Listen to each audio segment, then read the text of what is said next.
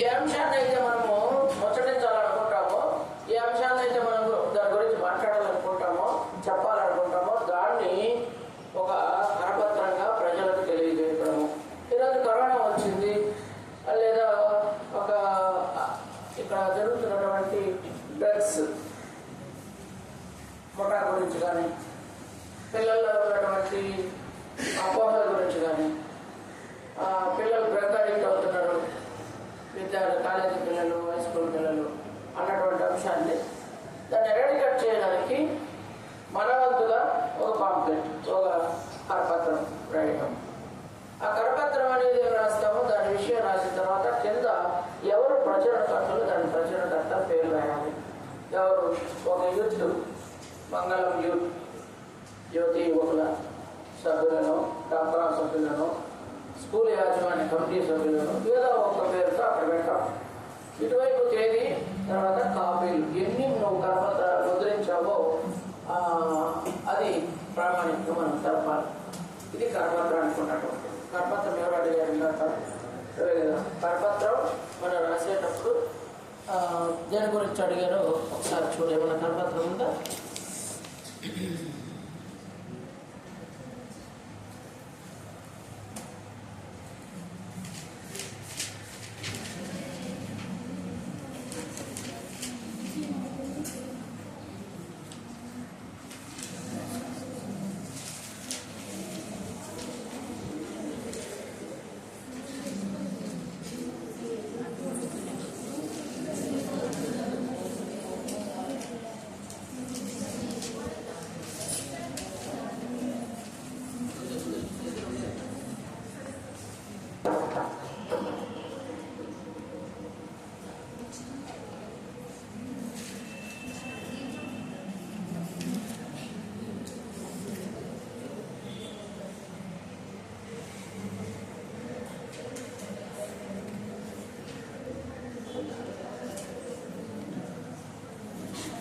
ఇక్కడ కరపత్రం మీకు నచ్చిన స్వాతంత్ర సమర యోధుని ప్రశంసిస్తూ అభినందన పత్రం రాయండి.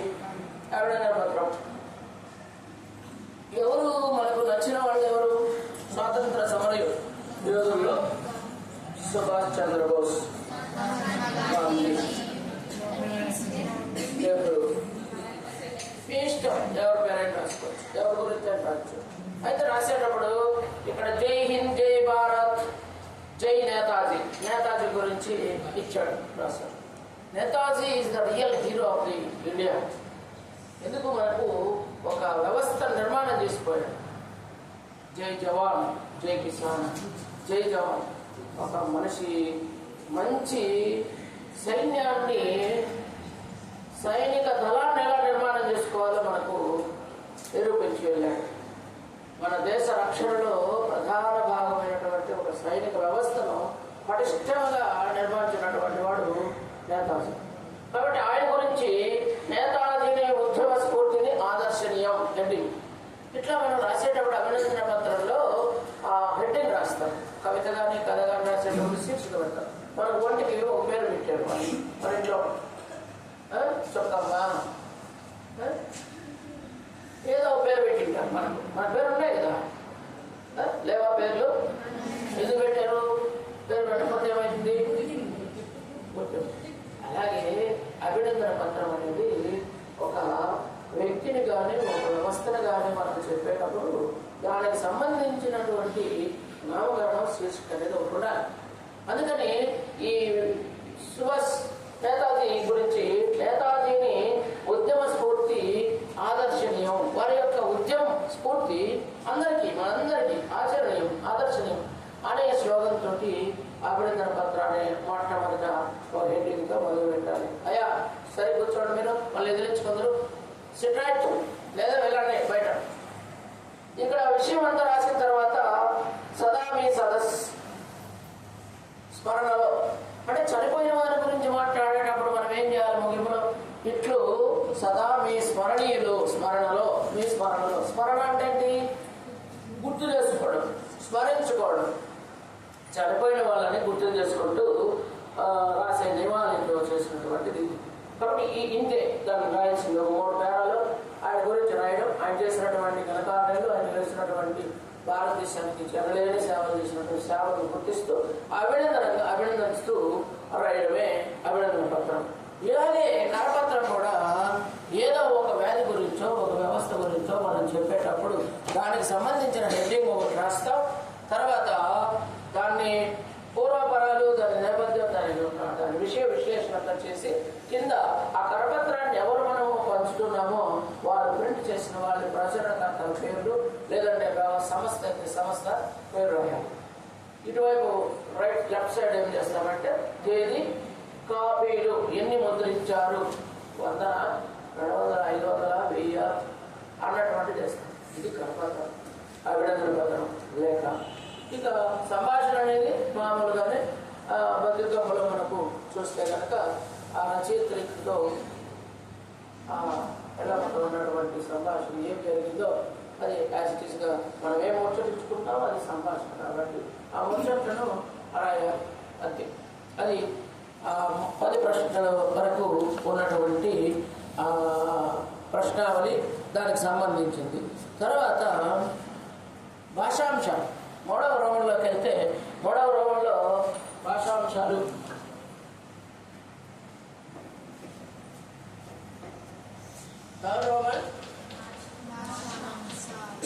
దీంట్లో 2 అంశాలు ఉంటాయి. ఏంటవి?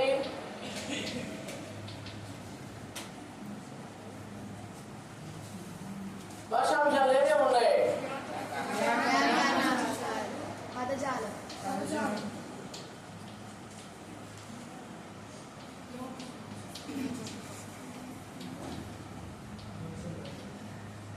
ఈ 2 కలిపితే భాషాంశాలు. పదజాలము, వ్యాకరణాంశాలు 2 కలిపితేనే భాషాంశాలు ఉంటుంది. ఈ భాషాంశాలు ఎప్పటి వరకు ఉంటాయి? 11వ ప్రశ్న నుంచి 33వ ప్రశ్న వరకు ఉంటాయి. ఇందులో 2 మార్కులు ఉన్నాయి, 1 ఉన్నాయి, 4 ఉన్నాయి.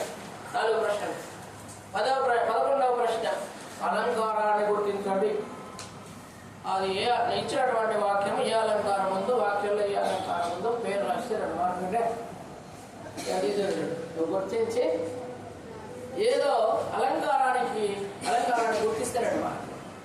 ఇంకోటి 12వ ప్రశ్న ఘన విభజన. ఈ ఘన విభజన అనేది ఖచ్చితంగా మన మార్కులు తెచ్చేటటువంటిది.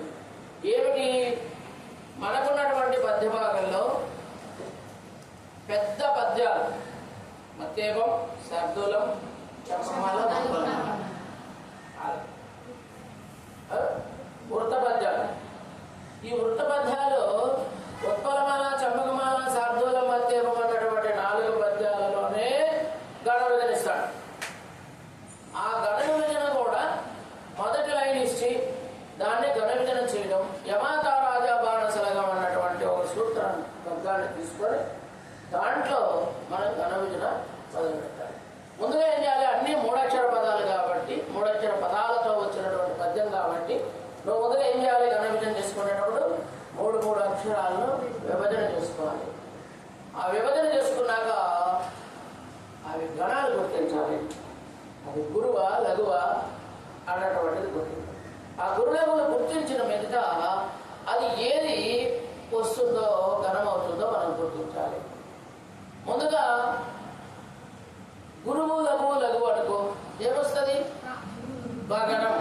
అంటే ఆది గురువు భగనం. ఇవి గుర్తు పెట్టుకోవాలి. ఆది గురువు భగనం. అలాగే 3 లఘువులు. రగనం అంటే ఏం రావాలి? గురువు లఘువు గురువు. గురువు లఘువు గురువు. మధ్య లఘువు గుర్తుపెట్టుకోవాలి. రగనం.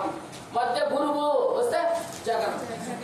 చూడండి, మధ్య లఘువు వస్తే రగనం, మధ్య గురువు వస్తే ఈ రగనానికి జగనానికి అంత తేడా ఉంది. అలింట గురువు వస్తే లఘువు గురువు వస్తే సగనం. భగనం సగనం ఈ 2 గుర్తుపెట్టుకోవాలి. ఆది గురువు అయితే భగనం, అంత్య గురువు అయితే సగనం, మూడు గురువులు అయితే మగనం, మధ్య లఘువు అయితే గురువు, మధ్య లఘువు అయితే గురువు, మధ్య గురువు అయితే జగనం. ఇంకేంటి యగనం ఉంది. యగనం ఏమొస్తుంది? లఘువు గురువు గురువు, ఆది లఘువు యగనం.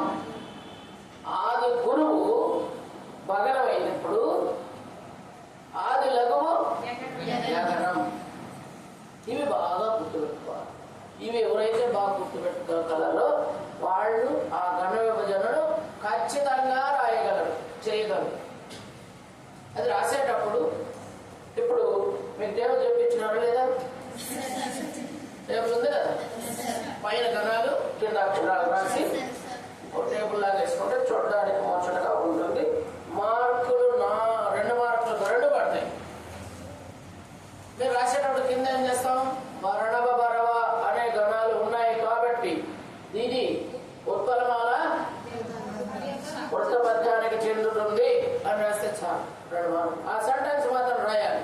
నజబజ జర చంపకమాల, నజబజ జర వచ్చింది కాబట్టి ఇది చంపకమాల వృత్త పద్యం అవుతుంది. ఇలా మనము రాస్తే 2 మార్కులు వస్తాయి. 10వ ప్రశ్నలో 11వ ప్రశ్నలో 2 మార్కులు. ఇక్కడ అలంకారాలు గుర్తించడము చిన్న టెక్నిక్. ఇచ్చినటువంటి సెంటెన్స్ లో పోలిక, పోల్చుతూ ఓ వస్తువుని ఇంకో వస్తువుతోనో ఓ దాన్ని ఇంకో దానితోనో పోలిస్తే వలే లాగా ఇలాంటి వస్తే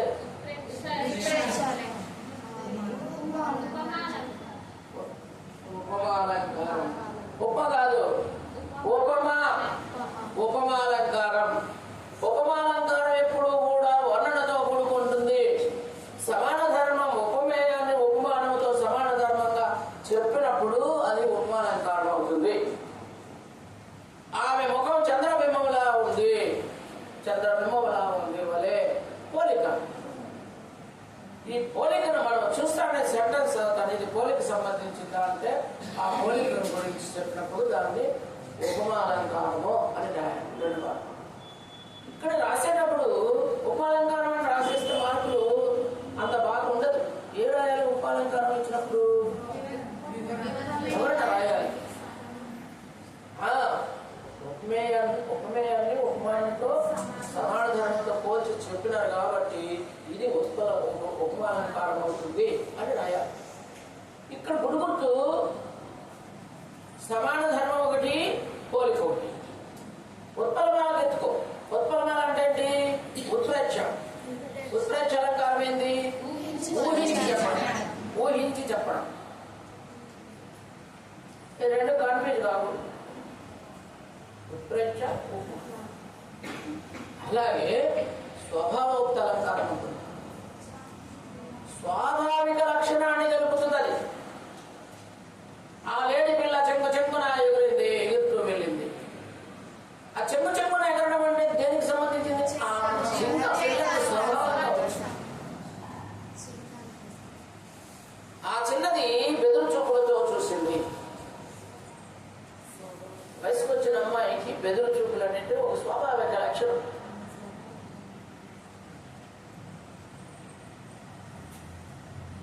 ఇలా మనము దాని యొక్క స్వభావాన్ని బట్టి చెప్పేటటువంటిది స్వభావోక్త అలంకారం. స్వభావోక్త అలంకారం. అతిశయోక్త అలంకారం ఉంటుంది. ఎక్కువ చేసి చెప్పడం. ఇంటికి వచ్చిన తల్లి తన బిడ్డను చూసి నా బంగారు కొండ అని దొరుకుంటుంది. అంటే బంగారు కొండ బిడ్డ ఏమన్నారు? అట్లయితే ఎవరో ఒకరు ఎత్తుకొని సొమ్ము తీసుకోరు, కరిగిచ్చేసింది కదా. అక్కడ కాదు, కానీ బంగారు కొండ. అక్కడ అలంకారం. మనం వాడే ప్రతి మాటలోనూ ఏదో ఒక అలంకారం ఉంటుంది. అది తెలుగు భాషకు ఉన్నటువంటి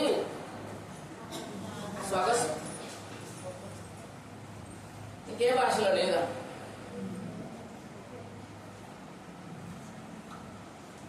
ముంబైలో ఉన్నటువంటి ముంబై నగరంలో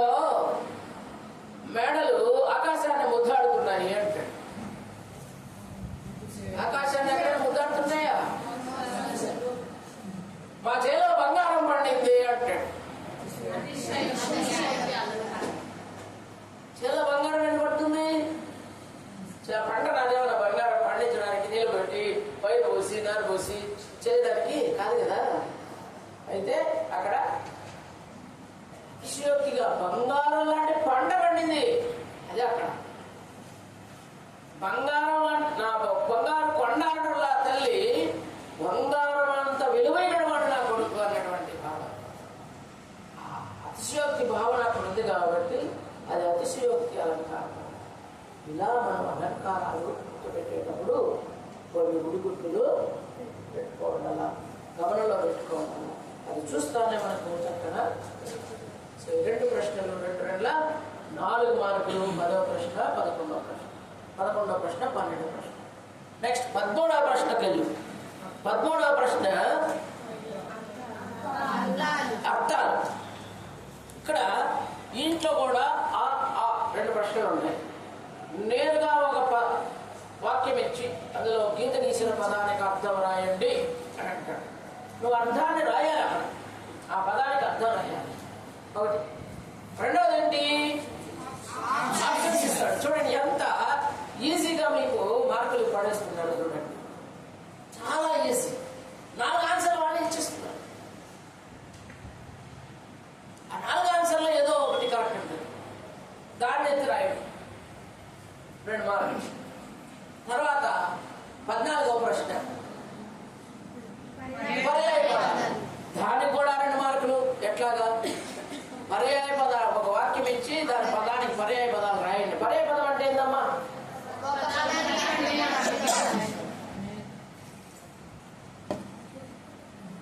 పర్యాయ పదం అంటే ఏంటి?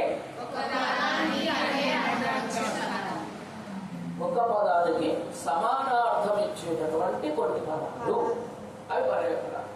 సమాన అర్థాన్ని ఇచ్చేటటువంటి పదాలు. నానార్థాలు అంటే ఏంటి? ఒక పదానికి వేరు వేరు అర్థాలు ఇచ్చేటటువంటిది నానార్థాలు. ఇవి డిఫరెన్స్ తెలిసి ఉండాలి. ఏది నానార్థము, ఏది పర్యాయ పదం అనేటువంటి డిఫరెన్స్ మనకు తెలిసి ఉండాలి.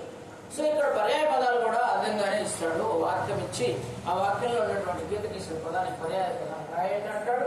ఇంకోటి ఏంటాడు? గుర్తించండి అంటాడు.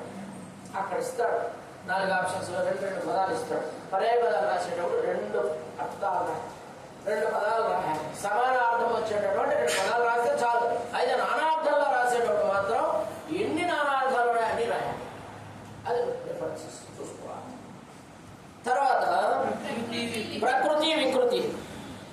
ఇక్కడ కూడా ప్రకృతి వికృతిలో కూడా మనము చూస్తే ఒకటి వాక్యం ఇచ్చి ఇంకోటి ఆప్షన్స్ ఇస్తారు. అన్నీ అలా ఉంటాయి. ఇట్లా 15వ ప్రశ్నకు ప్రకృతి వికృతులు, ఒకటి ప్రకృతి ఇస్తాడు, ఒకటి వికృతి ఇస్తాడు. తర్వాత 16 నానార్థాలు కూడా ఒక పదం ఇచ్చి ఆ పదానికి నానార్థాలు. తర్వాత కింద వాడే ఇస్తాడు నానార్థాలు. 2 మార్కులు ఇంటర్నల్ గా. తర్వాత ఉత్పత్తి అర్థం. ఏంటి ఉత్పత్తి అర్థం అంటే ఏంటి?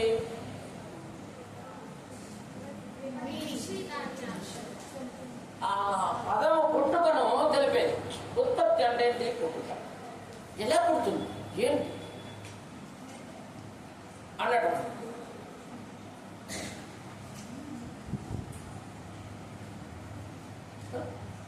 అది మనకు తెలిసి ఉండాలి. ఇక్కడ అక్కడ కూడా భాస్కరుడు లోకానికి వెలుగునిస్తాడు.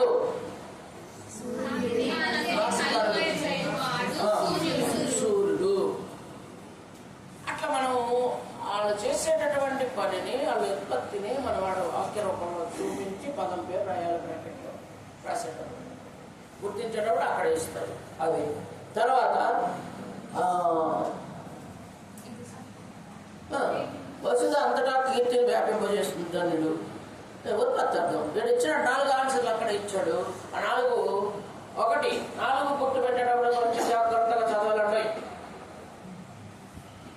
ఇంచుమించుగా 4 ఒకేలా కనపడతాయి. ఒకసారి చదివితే, రెండోసారి చదవండి, మూడోసారి మనసు పెట్టి చదవండి, 4వసారి దాని నిర్ధారణకు రండి.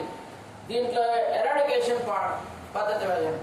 ఎగ్జిట్ ఏది కాదో ముందు అనుకోండి. ఈ మల్టిపుల్ చాయిస్ చేసేటప్పుడు ఈవెన్ కాంపిటేటివ్ ఎగ్జామ్స్ లో కూడా పద్ధతి ఉంటుంది.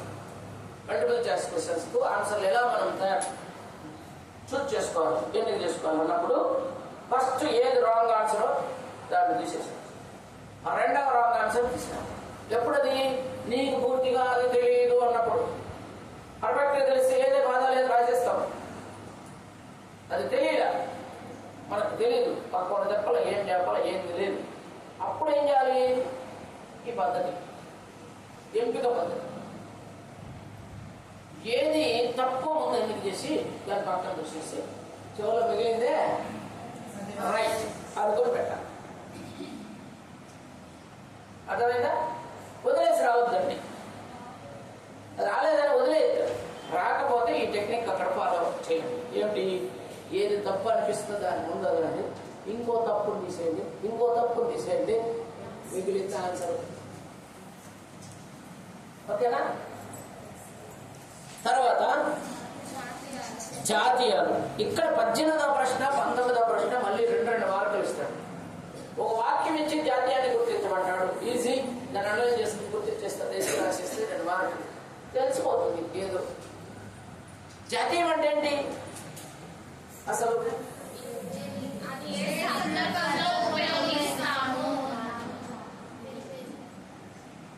ఏంటి జాతీయం అంటే? అదే కదా మీరు చెప్తుంటే కొత్తగా చెప్తామనుకుంటే కూర్చో.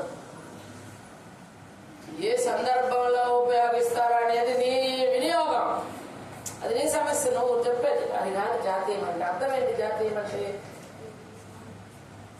అర్థం చెప్పండి. సామెత వేరు, జాతీయాలు వేరు, పొడుపు కథలు వేరు.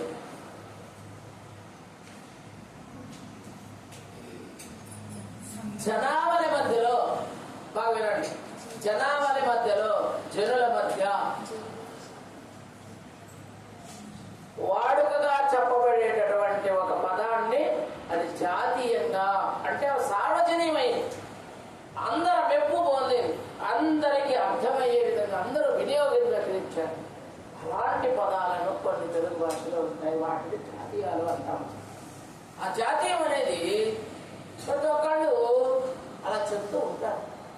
అది సర్వజనీన ఆమోదనీయం, అందరికీ యోగ్యం, ఆమోదం. కాబట్టి దాన్ని ఉపయోగించేటప్పుడు ఎక్కడ ఏ సందర్భంలో ఉపయోగిస్తారో రాయడం ఒకటి. 2 మార్కులు.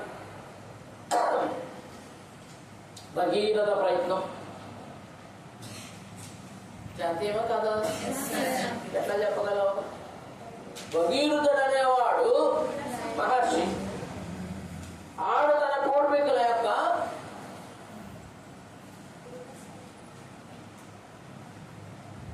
ఆ భస్మాన్ని గంగను తెచ్చి తడిపి వాళ్ళని సజీవులుగా చేసినటువంటి సందర్భం, దానికంత గాథ ఉంది. ఆ భగీరథుడు పట్టుబట్టి ప్రయత్నంగా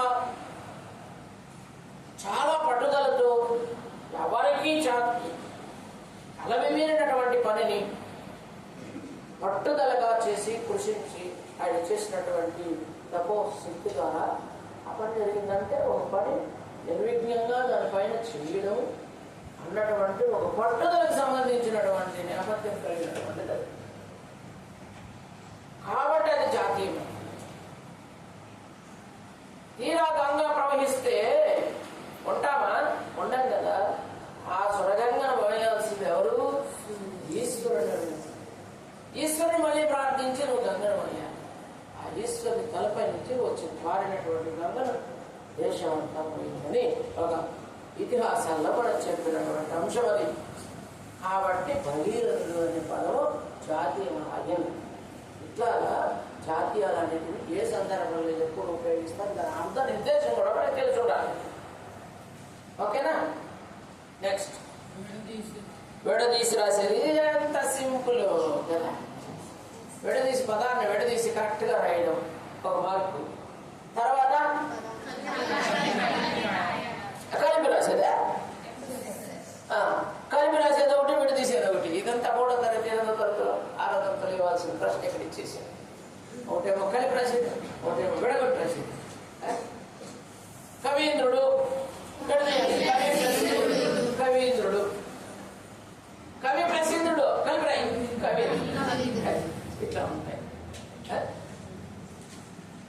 సరే, తర్వాత సంధి పేరు ఆడ ఇస్తాడు అక్కడ. కాకపోతే మనం మనసులో దాన్ని విభజించుకొని ఇది ఏ సంధికి వస్తుందో చెప్పి రాయాలి, గుర్తించుకోవాలి. అది కాస్త సంధి పరిచ్ఛేదం కొంచెం బాగా నేర్చుకుంటే అది ఈజీ అవుతుంది. తర్వాత విగ్రహవాక్యం. ఇది గీత గీసిన పదానికి విగ్రహవాక్యం రాయండి. విగ్రహవాక్యం అంటే ఏంటి? మనకు 6వ తరగతి 5వ తరగతిలో ప్రథమ విభక్తి విభక్తులు నేర్చుకోవడం. విభక్తులు ఇప్పుడు మళ్ళీ గుర్తుకు రావాలి. ఆ విభక్తులు బట్టి నువ్వు విగ్రహవాక్యం రాయగలవు. ఆ విభక్తులు తెలిస్తే దాని విగ్రహవాక్యం రాయగలవు. ముందుగా ఆలోచించుకోవాలి. తర్వాత అది ఏ సమాస పదము రాయాలి, వచ్చిన పదము ఏ సమాసము రాయాలి. సమాసం రాయాలంటే కూడా మనం నీకేం కావాలి? విభక్తులు, జమములు, ప్రథమ విభక్తి, నిన్ను గురించి అట్లా అదంతా. అందుకని బేస్ బిల్డింగ్ పునాది ఎంత అవసరమో మన చదువుకు, మన భాషా అంశాలకు తెలుగులో ఇవన్నీ కూడా ప్రామాణికాలు. ఆ ప్రామాణిక అంశాలు చిన్నప్పుడే నేర్చుకోవాలి. ఆ ప్రామాణిక అంశాలు ఇప్పుడు ఎక్కాలు ఏ విధంగా లెక్కలకు, గణితానికి ఎంత ఇంపార్టెంటో తీసివేతలు, చతుర్విధ ప్రక్రియలు ఏవి ఉన్నాయో ఆ చతుర్విధ ప్రక్రియలు వస్తేనే గణితం చేయగలవు. అలాగే తెలుగు భాషా శాస్త్రంలో ఇవన్నీ ప్రామాణిక పారిభాషిక పదాలన్నింటికీ అర్థాలు తెలుసుకుంటుంది. తర్వాత సమాసం అయిపోయింది. ఆధునిక వచనం. సింపుల్. ఆధునిక వచనము అన్నటువంటిది మనకు 1-2 పాఠాల్లోనే ఉన్నాయి. మొదటి పాఠంలో ఉంది,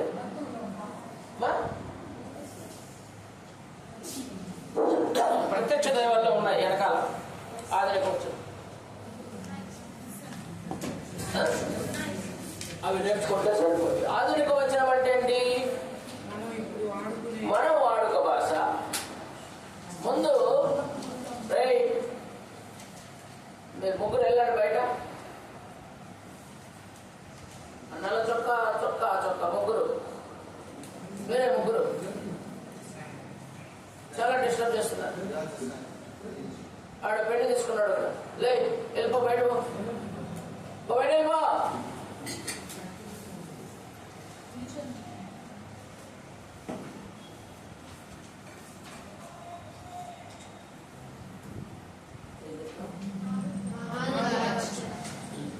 ఆధునిక వచనం మనకు మొదట్లో వాడే భాష ఒకటి, రాసే భాష ఒకటి, మాట్లాడే భాష ఒకటి ఉండింది. ముందు ఎవరు చదువురానప్పుడు కొందరు మాత్రమే, కొన్ని జాతులు మాత్రమే చదువుకునే సందర్భంలో ఆ విధమైనటువంటి ప్రమాదం ఉంది. ఆ విధమైనటువంటి ప్రమాదం ఉండింది. వాళ్ళు మాత్రమే చదువులు, వాళ్ళు మాత్రమే చదువుకునే వాళ్ళు. అప్పట్లో ఆ విధంగా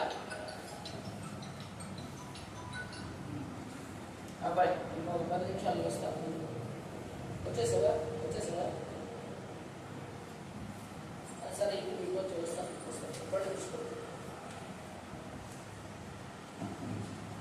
చిత్తూరుకి వెళ్ళాలి నేను వచ్చి. సరే,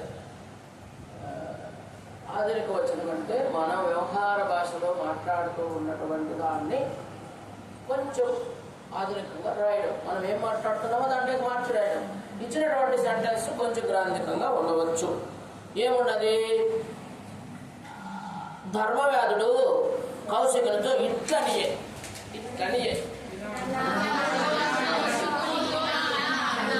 అంతే, సింపుల్. అవి ఒక మార్కు మీకు ఆ పాఠంలో ఉన్నాయి. అది వెనకాలంలో చదువుకోండి, బాగుంటుంది. తర్వాత వ్యతిరేకార్థ క్రియ, క్రియాపదాలు ఇస్తాడు.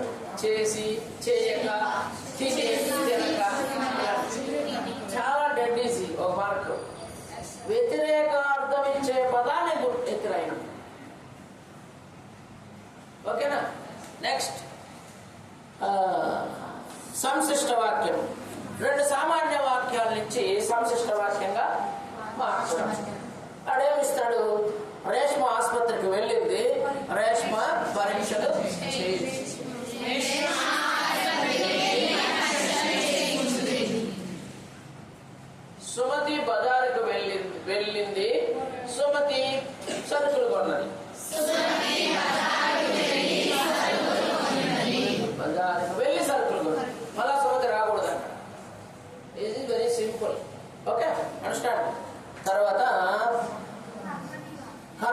వాక్యాలు, కర్తరి వాక్యాలు, కర్మని వాక్యాలు కూడా ఇక్కడ ఏం చేస్తాం? సరైన కర్మని వాక్యం. రాముడు రావణాసురుని చంపాడు.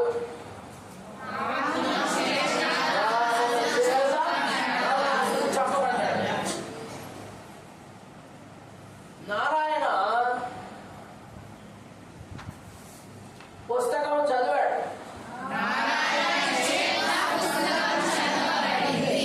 Very good. అంతే, సింపుల్ అయిపోయింది. తర్వాత ఏ రకమైన వాక్యమో చెప్పమంటాడు. 10 రోజులుగా నీవు ఎక్కడికి వెళ్ళావు? ప్రశ్నార్థక వాక్యం, అనువాదార్థకం, సందేహార్థకం. ఈరోజు రేపు ఈరోజు వర్షం వస్తుందో రాదో మీరందరూ వెళ్ళండి.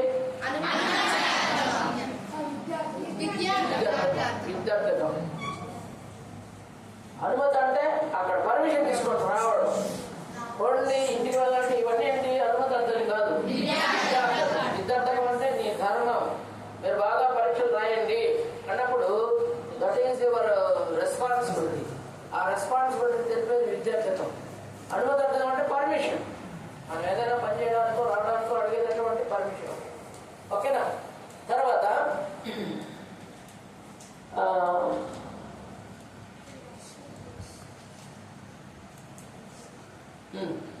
వర్షం కురుస్తుందో లేదో చెప్పండి. సందేహం. ఇట్లా 33వ ప్రశ్న కాటకు వచ్చేందుకు మీరందరూ ఆడుకోవచ్చు. ఇప్పటి వరకు పాఠం విన్నారు, ఇక ఆడుకోండి. ఇది పర్మిషన్ క్లియరెన్స్ ఇవ్వడం. ఇలా 33వ ప్రశ్న వరకు, 11వ ప్రశ్న నుంచి 33వ ప్రశ్న వరకు ఎన్ని మార్కులు అంటే 35 మార్కులు. సో దీనికి ఏమైనా ఎక్కడైనా మీకు డౌట్ ఉన్నాయా? ఉంటే అడగచ్చు, ఏ విధమైన ప్రశ్న. తర్వాత ఎగ్జామినేషన్లో ఒక 5 నిమిషాలు చెప్పి ముగిస్తాను.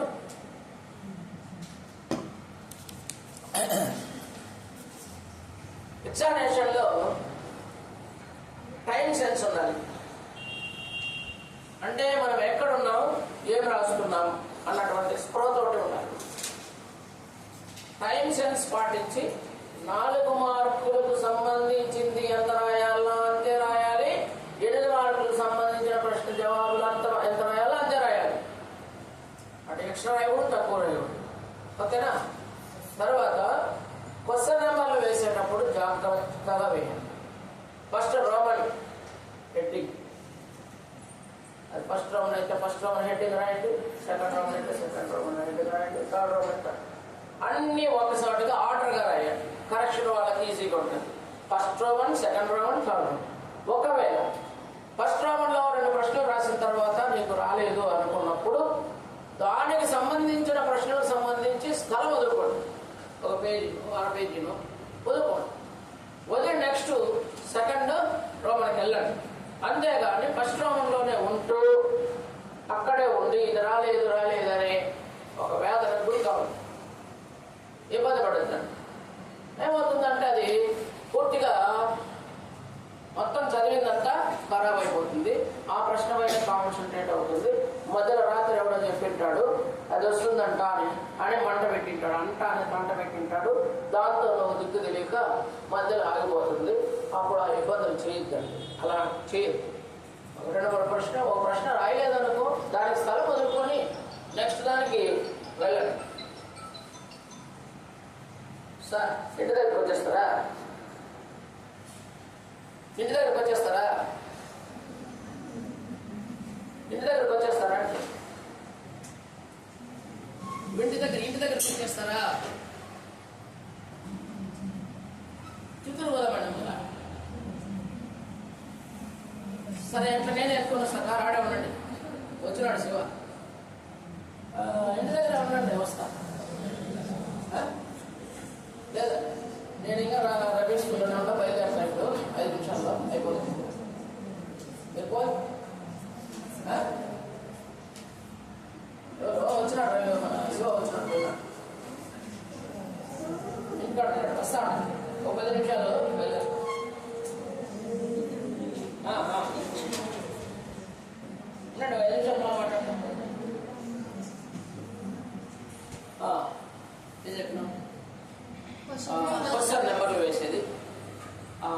మార్క్ వేసిన తర్వాత క్వశ్చన్ నెంబర్లో అవునా రాశారు. చాయిస్ క్వశ్చన్ రాయాలనిపిస్తే చివరిలో రాయాలి.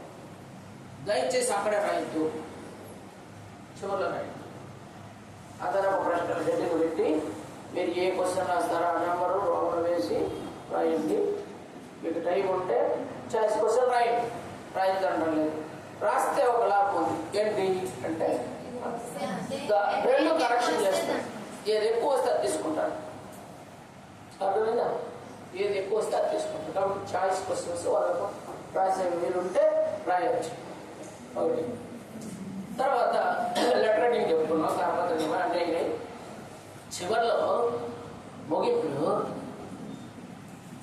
ముగింపు అని రాసి కింద అక్కడ ఇన్విజిలేషన్ దగ్గర సంతకం చేసుకొని చేసేసి అయిపోయిన తర్వాత ఒక ఇన్విజిలేటర్ దగ్గర సంతకం చేసుకొని ఇచ్చే ముందు ఒకటి చూసుకోండి. ఆర్డర్గా పేపర్ పెట్టామని రాసేటప్పుడే 1 by 1 మీకు బుక్లెట్ ఇస్తే ఓకే. బుక్లెట్ తీయకపోతే 1 by 1 పెన్సిల్తో కార్నర్లో రైట్ కార్నర్లో 1 2 3 4 పేపర్ నెంబర్లు వేసుకోండి. కట్టేటప్పుడు జాగ్రత్త కట్టుకోండి. కట్టేటప్పుడు కూడా 2 కొసలు దారం ఒక చోట చేర్చి ముడి వేయండి. ఎట్లా అంటే అట్లా ముడి వేయద్దు, చినిగిపోతాం. లూజ్గా ఉండాలి, తిప్పడానికి కనబడుతుంది. సో ఇది పరీక్షలకు సంబంధించినంత వరకు తెలుగు వరకు. మీకు ఏమన్నా డౌట్లు ఉంటే చెప్పండి. Any doubts?